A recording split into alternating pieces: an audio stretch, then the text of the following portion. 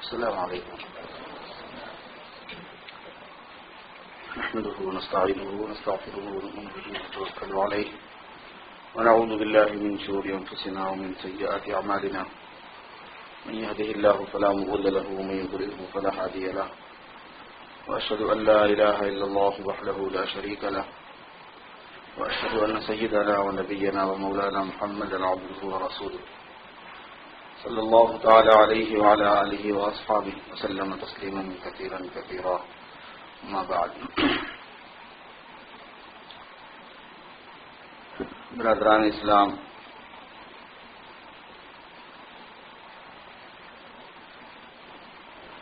اللہ تعالیٰ نے اس دنیا کو انسانوں کے آزمانے کی اور امتحان کرنے کی جگہ بنایا ہے. یہ دنیا مستقل نہیں ہے، ٹیمپرری ہے، اور مقصود نہیں ہے بلکہ ذریعہ ہے. الدنیا مزرعۃ الآخرہ، دنیا آخرت کی کھیتی ہے. یہاں کھیتی کریں گے، وہاں کاٹیں گے.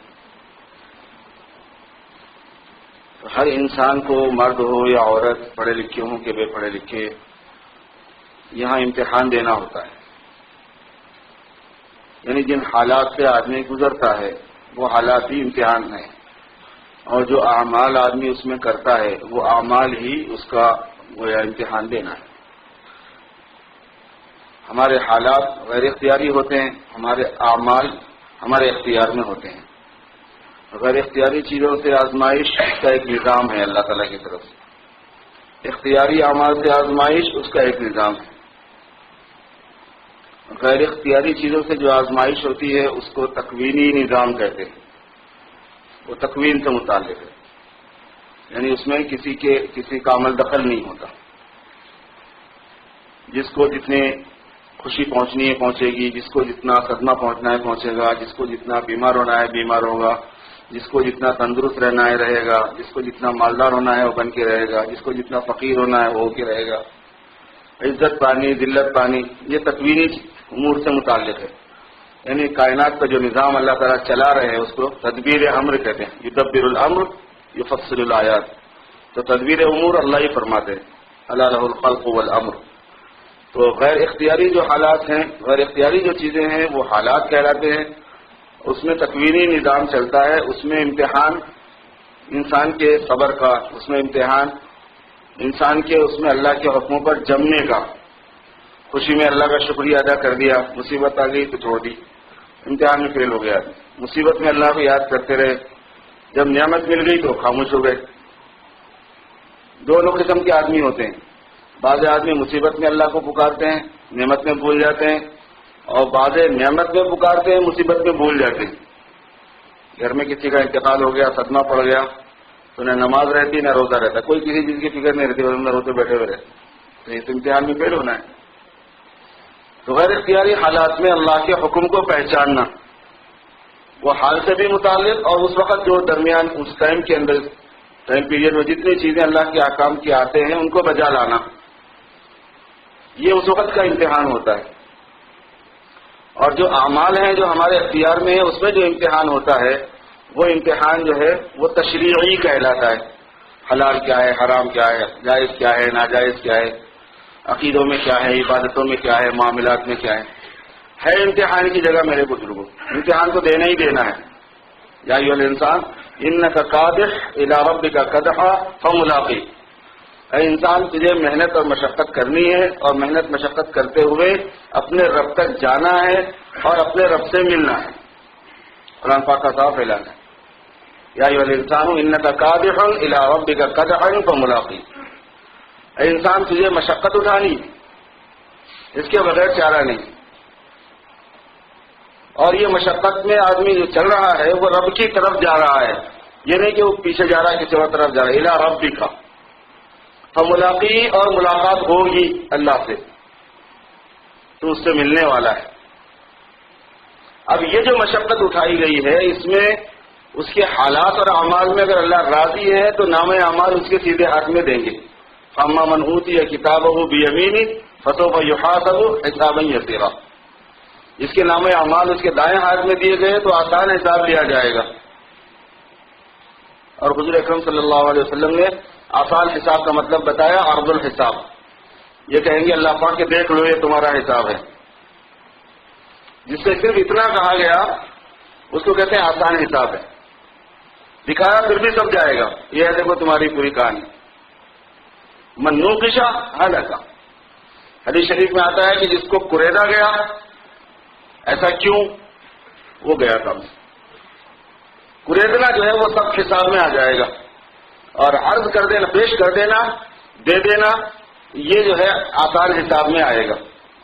تو جس کے نام اعمال اپنے رب سے ملنے پر رب کے پاس سب کے اعمال پہنچے ہوئے ہوں گے، ہر ایک کی. تو وہاں سے جو ریٹرن میں بک ملے گی وہ سیدھے ہاتھ میں ملے گی یا بائیں ہاتھ میں؟ تو جس کی سیدھے ہاتھ میں ملے گی اس کی جو پیچھے کی مشقت تھی وہ اچھی ہونے کی علامت ہے. وَأَمَّا مَنْ أُوتِيَ كِتَابَهُ وَرَاءَ ظَهْرِهِ. اور جس کا نام اعمال اس کے پیٹھ کے پیچھے سے دیے گئے، چونکہ جب جس کو بے عزت کرنا ہوگا وہاں پر تو اس کے نام اعمال بائیں ہاتھ میں دیے جائیں گے، اور بائیں ہاتھ میں ڈائریکٹ نہیں دیے جائیں گے بلکہ بائیں ہاتھ کو پیٹ میں سے داخل کر کے پیچھے کھینچ دیا جائے گا، پھر اس میں پکڑایا جائے گا. چونکہ اس کو تکلیف ہے، اب اس کو مصیبت بھگتنا ہی ہے، تو بے عزت بھی ہونا چاہیے. جو خدا کا باغی ہے اس کو بے عزت ہونا ہے. تو وراء ظہری، پیٹھ کے پیچھے سے نام اعمال اس کے ہاتھ میں پکڑائے جائیں گے. فسوف يدعو ثبورا، وہ موت کو پکارے گا جب. ويصلى سعيرا، اور جہنم میں داخل ہوگا. انه كان في اهله مسرورا، جب اپنے گھر میں تھا تو بڑا خوش تھا، وہ فکر ہی نہیں تھی کہ مرنا ہے، اللہ پاک کے پاس حاضر ہونا ہے، حساب دینا ہے. میں اپنے اعمال کے اندر پابند ہوں، کچھ نہیں تھا، اس کو بس انجوائے کرنا ہے. انه كان في اهله مسرورا، اس کا حال یہ ہے کہ وہ دنیا میں اپنے گھر والوں میں خوش رہتا تھا بہت. انه ظن ان لن يحور، وہ سمجھتا تھا کہ اس کو اللہ کے پاس میں حاضر ہو کے حساب دینا نہیں ہے. بلا ان ربه كان به بصيرا، کیوں حساب دینا نہیں پڑے گا؟ اس کا رب تو اس کو دیکھ رہا تھا بالکل، وہ کبھی بھی کسی وقت بھی غائب نہیں تھا. فلا اقسم بالشفع والليل وما وسق لتركبن طبقا عن طبق. شفق کی قسم اور رات کے اندھیرے کی قسم، رات کی اور رات کے اندھیرے کی قسم، اور اندھیرے میں چھا جانے والی چیزوں کی قسم. یہ تمام مراحل سے تم کو گزرنا ہی گزرنا ہے. دنیا سے قبر، قبر سے حشر، حشر سے جنت یا جہنم. لترکبن طبقا عن طبق، تم ایک حالت سے دوسرے حالت میں پہنچائے گئے، ضرور بھی ضرور پہنچائے جاؤ گے. کسی کوئی ایکسپشن نہیں ہے، کوئی بچنے والا نہیں. کیا ہوا ان کو کہ اس کے باوجود کیوں ایمان نہیں لاتے؟ اللہ تعالیٰ فرما رہے. اس کے بعد سجدے کی آیت شروع ہو جاتی ہے. تو یہ جو احکام ہوتے ہیں میرے دوستوں، جو ہمارے اعمال ہیں، اس میں اللہ کی طرف سے امتحان یہی ہے کہ اللہ کی مرضی کے موافق ہے یا اپنی مرضی کے موافق ہے. دو ہی راستے ہوتے ہیں، اپنی منمانی مرضی، منمانی، یا پھر اللہ پاک والا طریقہ. تو اعمال میں صرف اس کا امتحان ہے. اور جس عمل میں آدمی خود مختاری دکھائے گا اس کو دنیا میں دکھانے کا موقع دیا جائے گا. بہت کم لوگ ہیں جن کو دنیا کا اصل سیٹ اپ جو اللہ تعالیٰ کی طرف سے سمجھ میں آتا ہے. اس دنیا میں اچھے کام کرنے والے کو اچھائی کا، برے کام کرنے والے کو برائی کا پورا موقع دیا جاتا ہے. ظالم کو ظلم کا موقع دیا جائے گا، عادل کو عدل کا موقع دیا جائے گا، سچے کو سچ کا موقع دیا جائے گا، جھوٹے کو جھوٹ کا موقع دیا جائے گا. چھوٹے ظالم کو تھوڑے ظلم کرنے کا موقع دیا جائے گا، بڑے ظالم کو زیادہ ظلم کرنے کا موقع دیا جائے گا. عجیب نظام ہے ان کا. چھوٹے عادل کو چھوٹی عدالت دکھانے کا موقع دیا جائے گا، بڑے عادل کو بڑی عدالت. اللہ پاک کا ایک نظام ہے اس دنیا میں کہ یہاں جو مواقع ہیں، امکانات جو ہیں، اس میں سے تم جس کو چوز کرو گے، جس سے فائدہ اٹھاؤ گے، وہ چلایا جائے گا، اس میں تم کو چلا دیا جائے گا، کیونکہ امتحان ہونا ہے. نہیں چلائے، پکڑ لیا اس کو تو امتحان کہے گا. کوئی آدمی ایسا ہے کہ وہ 10 لاکھ انسانوں کا قاتل بننا ہے اس کو، اور اسی اعتبار سے اس کو جہنم کی سزا ہونی طے ہے، تو وہ 10 لاکھ کو تو مارے گا. وہ 10 لاکھ مقتول ہوں گے. یا دنیا والے یہ دیکھتے رہیں گے کہ یہ 10 کا ایک کیا تناسب ہے، کیا حساب سے اس کو ایسا موقع دیا گیا. اللہ تعالیٰ کے پاس ہے کہ یہ تھوڑے دن کی بات ہے، اس میں کیا مسئلہ ہے. قصاب کو آپ کہا کر دیے مرغے ذبح کرنے پر تو اسے تھوڑی پوچھا جا سکتا ہے کہ تو اب تک کتنے مرغیاں ذبح کی، 26 سال سے نوکری کر رہا ہے، ذبح کی۔ یہ اللہ پاک کا ایک نظام ہوتا ہے، تو اس لیے یہ دنیا امتحان کی جگہ ہے، امتحان میں آزمائش ہے، اور آزمائش جو ہے یہ ہمارے اعمال میں الگ ہے اور حالات میں الگ ہے، اور اس کو حضور پاک صلی اللہ علیہ وسلم نے فرمایا اس حدیث شریف میں جس کو میں نے آپ کے سامنے پڑھا کہ تعرض الفتن علی القلوب، قیامت کے قریب جو باتیں پیش آنے والی ہیں اس میں سے ایک یہ ہے کہ فتنے دلوں پر پیش کیے جائیں گے، دلوں میں ڈالے جائیں گے۔ ایک ہوتا ہے فزیکل فتنہ، مال کا فتنہ، ایک ہوتا ہے دل کا فتنہ۔ دلوں میں جو فتنہ ہے وہ زیادہ بڑا ہوگا باہر کے فتنے کے مقابلے میں، کیونکہ یہ فتنہ ایمان کا ہوتا ہے، یہ آزمائش ایمان کی ہوتی ہے، اسلام کی ہوتی ہے، صبر اور شکر کی ہوتی ہے، اوصاف کی ہوتی ہے۔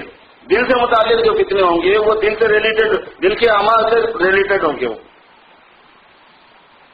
روزی کم مل گئی، یہ دل کا فتنہ نہیں کہلایا جاتا۔ جاب لیس ہو گئے، یہ دل کا فتنہ نہیں ہوتا۔ بیماری آ گئی، یہ دل کا فتنہ نہیں ہوتا۔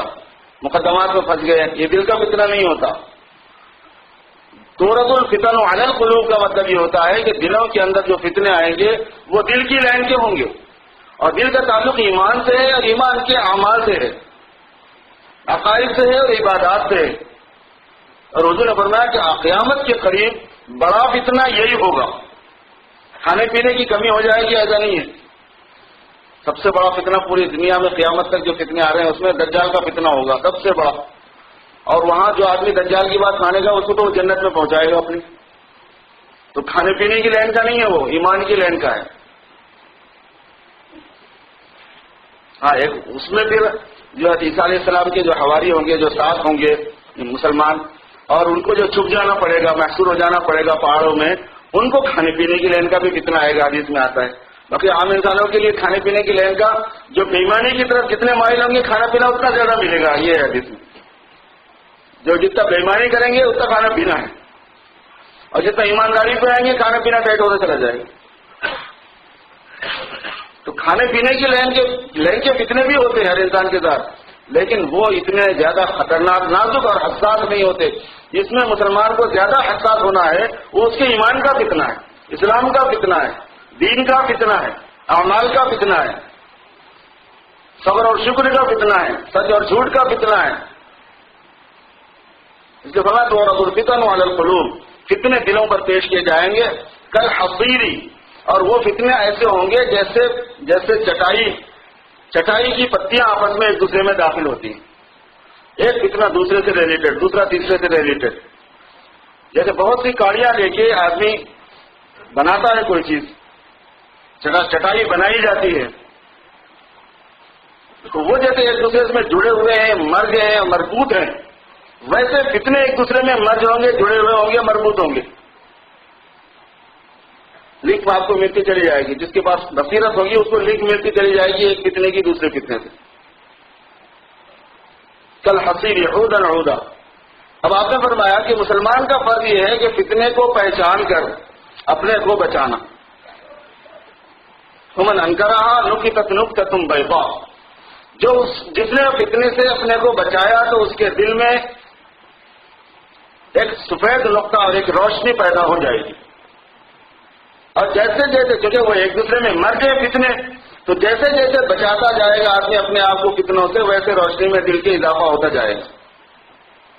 ومن اعرفها نکتت نکتۃ سوداء، اور جو فتنے سے مانوس ہوگا، متاثر ہوگا، تو اس کے دل میں سیاہ نقطہ پڑ جائے گا، اور چونکہ وہ ایک دوسرے میں مر جائے تو ایک سے دوسرے میں، دوسرے سے تیسرے میں مبتلا ہو جائے گا، اور دل کے اندر سیاہی بڑھتی چلی جائے گی۔ اور پھر آپ صلی اللہ علیہ وسلم نے فرمایا کہ یہاں تک کہ انسان دو دھڑوں میں بٹ جائیں گے، اور دو دل جو ہے وہ دو دل بن جائیں گے، حتی تکون القلوب کالقلبین، یہاں تک کہ دل دو دلوں میں بٹ جائیں گے، یا خالص روشن ہوں گے یا خالص سیاہ ہوں گے۔ کالے دل، اندھے دل، گمراہ دل، بددین دل، ملحد دل، زندیق دل، کافر دل، ایک قسم ہو جائے گی پوری. شکل صورت کے ہوں گے مسلمان بھی، لیکن دل فتنوں کی متاثر ہونے کی وجہ سے رہیں گے نہیں وہ. اور بعض دل ایسے ہوں گے کہ ایک دم روشن ہوتے چلے جائیں گے، اما بیاض خالصہ و اما سواد خالصہ، یہاں تک کہ دل دو دنوں میں بڑھ جائیں گے، یا خالص سفیدی میں آ جائیں گے، یعنی روشن ہو جائیں گے ان کے دل، ہدایت پا جائیں گے، وہ ہر چیز میں ان کو راہ نظر آ جائے گی، اور دوسرا ہر چیز میں بھٹکتا چلا جائے گا، متاثر ہو جائے گا وہ. اور جب وہ چیز آتی ہے تو پھر اس کو کہتے ہیں دلوں کے اوپر زنگ کا لگ جانا، کلا بل ران علی قلوبہم. اس لیے قوموں کے بارے میں قرآن پاک میں جگہ جگہ یہ بات فرمائی گئی کہ ان کے دلوں پہ ران آ گیا. اور دل کے اندر آنے والی بیماری کا نام عربی میں ران ہے، وہ بیماری جو روحانی رہن کی ہوتی ہے. اور پورے انسان کی ذات پر آنے والی جو بیماری ہوتی ہے اس کا نام وہن ہے. حضور نے فرمایا کہ ایمان والوں کو وہن لگ جائے گا قیامت کے قریب. اور صحابہ نے پوچھا کہ وہن کیا ہے، تو فرمایا کہ دنیا کی محبت اور موت کی ناپسندیدگی، حب الدنیا و کراہیت الموت. یہ بیماری ہے یہ قسم کی. آپ صلی اللہ علیہ وسلم نے اس وجہ سے امت مسلمہ کو بتایا کہ وہ کس طرح اپنے آپ کو فتنوں سے بچائے. فتنے سے بچنا اپنی ذمہ داری ہے. دیکھا دیکھی دنیا کی باتوں میں آ گئے اور اپنے آپ کو بھی فتنے میں مبتلا کر لیا. کوئی کسی کا نقصان نہیں کرتا، آدمی خود اپنا نقصان کرتا ہے. اسی لیے قرآن پاک میں اللہ نے فرمایا ثم قسد قلوبکم من بعد ذلک فہی کالحجارۃ او اشد قسوۃ. پچھلی قوموں کے بارے میں فرمایا کہ ان کا حال یہ ہو گیا کہ ان کے دل سخت ہو گئے تھے اور وہ پتھر کی طرح ہو گئے، اور پتھر سے بھی زیادہ سخت ہو گئے. پتھر اتنا سخت نہیں ہوتا جتنا انسان کا دل سخت ہو جاتا ہے. اور پھر فرمایا کہ پتھروں میں سے تو پانی نکلتا ہے، پتھر تو پھٹ جاتے ہیں، پتھر تو پہاڑوں کی چوٹیوں سے لڑک جاتے ہیں اللہ کے ڈر سے. اور اس دل کے اندر کسی قسم کا جو کوئی ڈر نہیں ہوتا تو نہ پسیجنا یہ جانتا، نہ نرم ہونا یہ جانتا، نہ حق کو قبول کرنا یہ جانتا، نہ اپنے بڑائی اور انانیت سے اترنا یہ جانتا. حق تعالی شان ہم سب کو عمل کی توفیق عطا فرمائے اور صحیح دین کی فہم اور اس کی سمجھ نصیب فرمائے. جنہوں نے سنتیں نہیں پڑھی پڑھ لی.